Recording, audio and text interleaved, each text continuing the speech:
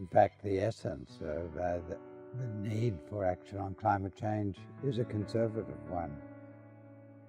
The world, as we know it, has emerged in a particular climate. The Holocene, the equable climate that's existed for the last 12,000 years, within which human civilization has developed, in which large-scale human organization has developed. If you disrupt that in a severe way, if you disrupt the ecological basis of our civilization by disrupting the climate, you don't know where things will go. The essence of conservatism is to recognize that we know that many institutions, many arrangements in society work because they have played roles in building our civilization. Conservatism says that we should be very careful about suddenly and radically changing any of those things because you don't exactly know how new arrangements will work.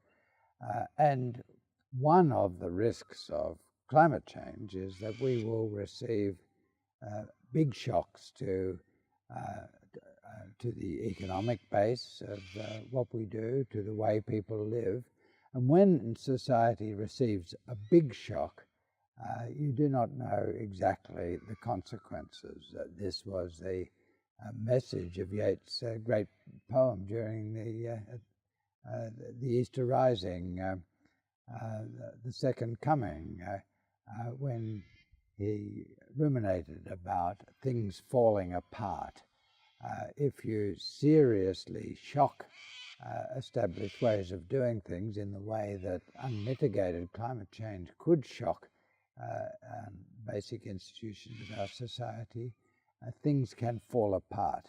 So I don't think that you can be a conservative and not be very concerned about climate change.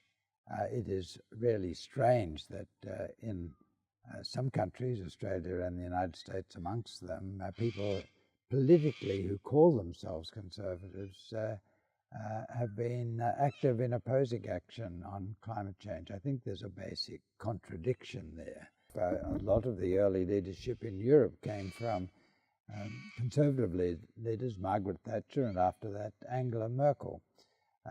In the United States, a lot of early action on conserving the environment came from conservative leaders. That was the case also in Australia earlier on. But over the last 20 years, a contradiction has developed between